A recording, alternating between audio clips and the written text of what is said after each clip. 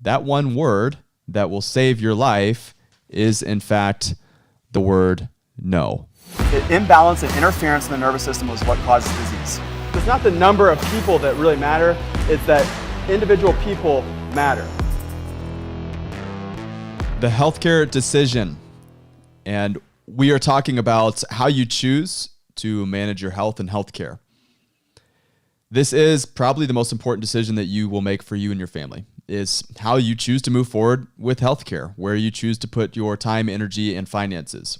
And there are many people right now who are just very hesitant with even going to the hospital now. And whether that's they have a fear of COVID, the virus itself, or they don't want to go into the hospital system because they don't want to be, bullied or coerced into taking an experimental gene therapy that violates either their religion, conscience, or even their previous medical history.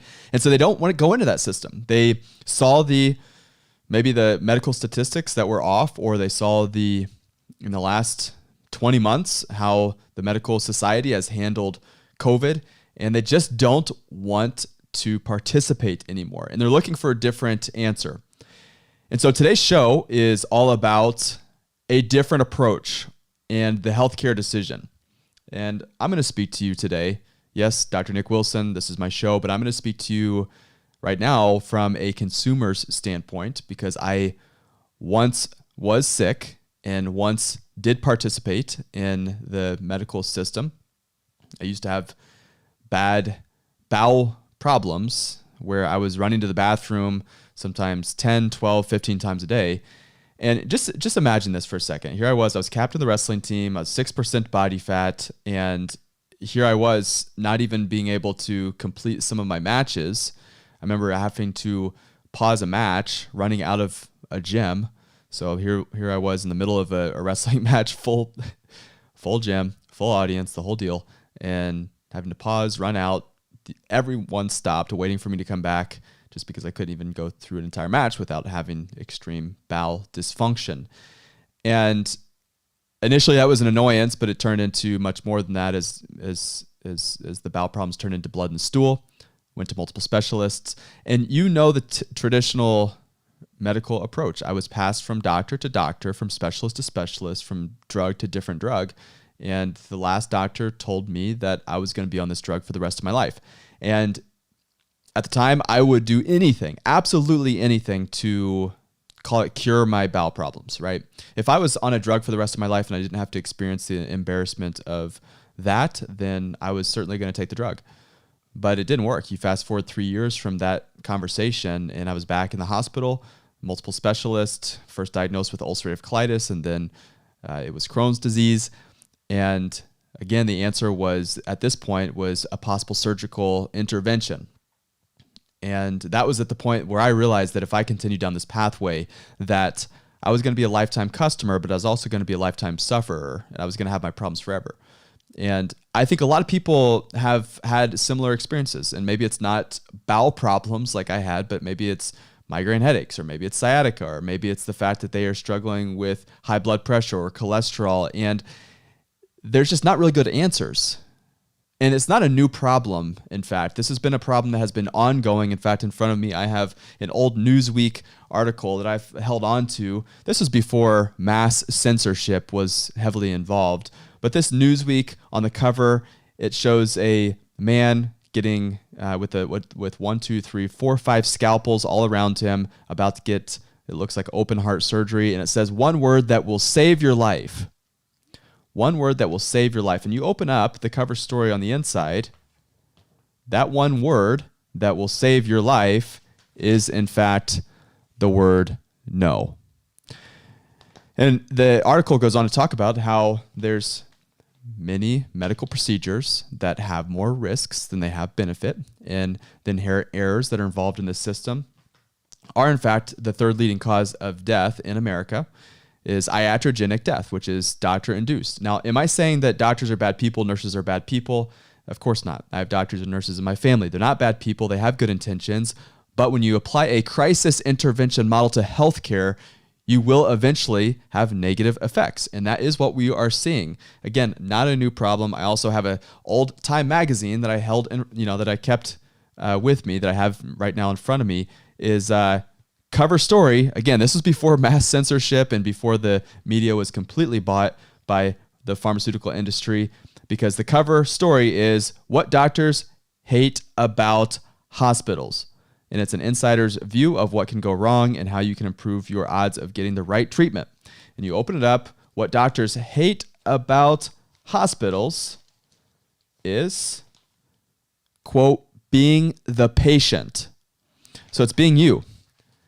That's what scares them the most, because they see from an insider's perspective all of the errors that happen, all the right drug at the wrong time, the wrong drug at the wrong time, the errors, the mistakes that end up happening, and also the treatment of symptoms without getting to the underlying cause.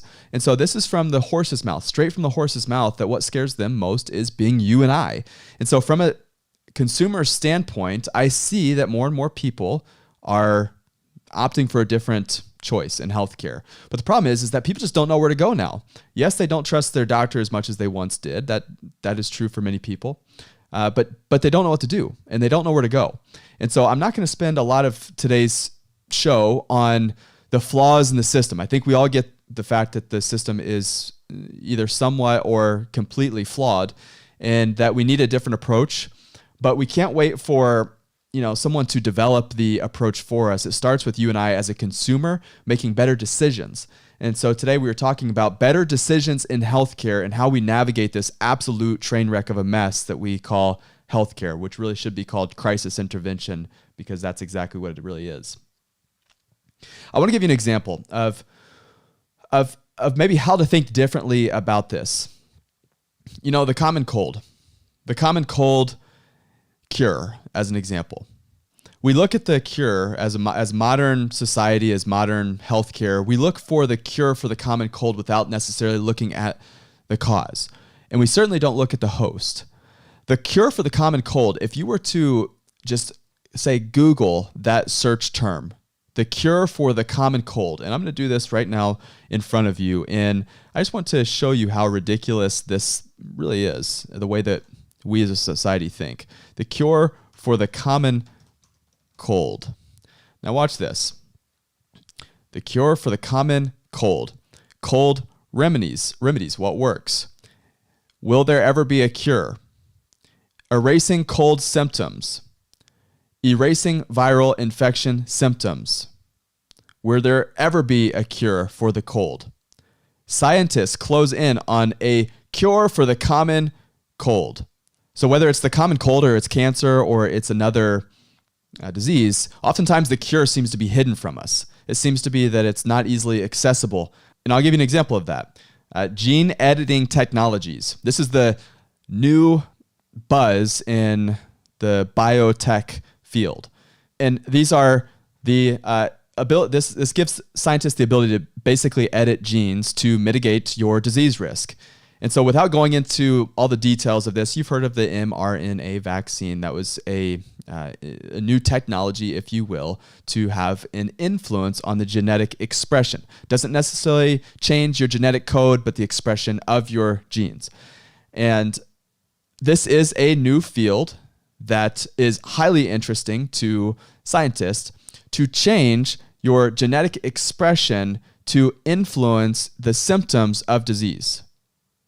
And you heard that right. It's to change the genetic expression to mitigate the symptoms of disease. Where in the world does that talk about getting to the underlying causes that would have caused you to be, let's say, more susceptible to disease? Where is that talking about therapies or even treatments to help you heal from the issue that you're struggling with in the first place, instead of just mitigating your symptoms or reducing your symptoms, while also continuing to live with your problem? You see my point here, that the cure is not found in the Arctic, buried in the fetus of a whale somewhere, right? That is not the cure. The cure is not buried deep in the Arctic in the belly of a whale. The cause is the cure. The body is brilliant. Don't forget that if you cut your leg right now, it heals without the sperm from the belly of a whale deep down in the Arctic. Your body heals without the Band-Aid. Your body heals without the gene editing software. Your body heals without any of those things. The body is self-healing, self-regulating, and it's constantly moving towards optimum function as long as we don't get in the way. It's like this. You remember when New York garbage workers went on strike and all of the trash piled up in the streets? Do you remember this? And what happened is that they had a fly problem, and then they had a maggot problem, and then they had a rat problem. Would the logical solution to that problem be to try to run around killing the flies, the maggots, and the rats while neglecting the garbage that is piling up in the streets? No. No public health official in the right mind would say the problem is the rats, the problem is the maggots, the problem is the flies. No. What they'd say is the problem is the garbage piling up. Get rid of the garbage and you'll get rid of the flies, the maggots, and the rats. Well, in the same way, our bodies, if we continue just to focus on a virus or focus on the disease or focus on the symptoms of the disease without looking at the underlying cause of the problem, we're going to continuously chase the rats, the maggots, and the flies instead of getting rid of the garbage. How do you get rid of the garbage? Clean up the body. Clean up the body from the inside out. How about fasting? How about not going a period of time without eating or not eating junk food? How about not eating processed food for a period of time? Where is that in the public health narrative right now? How about, I don't know, caring about toxins that go into the body? Do you think that's maybe a plausible case for human health to avoid toxicity? I think that certainly is plausible, but I've been called a quack for even talking about the fact that toxicity is a problem. How about we look at what it might be causing your pain or problems in the first place and getting rid of that instead of just, I don't know, treating it with Tylenol? And how about we teach people to go beyond just getting out of their pain or just getting over their symptoms and move towards optimum health and optimum function and really care about how their body does function and does heal at the highest of its ability? How about we educate people to care about the vibrancy within? Teach them about vitality, that there is this inborn intelligence within the body that self-heals and self-regulates, and it's brilliant, it's amazing, and it's like life at its fullest when you live this way. I'll give you an example on this. I used to drive, my first car was a Toyota Camry, and it was an old Toyota Camry. I bought it with 212,000 miles on it, if you can imagine. And the brake didn't really work, the parking brake didn't really work all that well, and so you really had to crank the parking brake up when you were in park. And you know, here I am, I'm probably 16, 17 years old, and I jump in the car, and sometimes I'd forget that the parking brake was on. But the parking brake didn't really work all that well in the first place. So I would be driving down the street, and it wouldn't be going as fast as I would want it to, and it would definitely be using more gas mileage, I imagine, because I was driving down the street with the parking brake on. Well, sometimes I'd look down, and I would see the parking brake on. I was at a stop sign, stop light, unlock that parking brake, and boom, all of a sudden I'm gliding down the road with ease. Well, I feel like many people are driving down the road with their parking brake on when it comes to their health. What I mean by that is that they have things that they are doing in their lifestyle that is interfering with optimum function, with efficiency, with their ability to move throughout life without any problems, without any, call it interference. That's that word I always use, it's interference. What I mean by that, it's like you're going through life with the parking brake on. And when you go throughout life with the parking brake on, certainly you can do life like that, but will you be efficient? Will you live to your optimum? Will you live with the vibrancy and fullness of life that we talk about as max living people? Of course not. But can you get by? Yes. Can you be an example for your community and grandkids and all that? Maybe to some extent, but what would it look like if you took the e-brake off? What would it look like if you live life to its fullest and did the things that you were able to do because you have your health? When you have your health, you have all the potential in the world. And your potential looks different from mine based off of your age and genetics and everything else. But all of us have our inborn potential that I believe we need to strive towards. And that's why for me, I hate to see people who live in chronic pain. It bothers me because I know that is actually interfering with their expression of life, their vibrancy within. How could they be vibrating at their fullest when they're suffering? I hate to see it. I hate to see it when patients come in and they've been living that way for decades.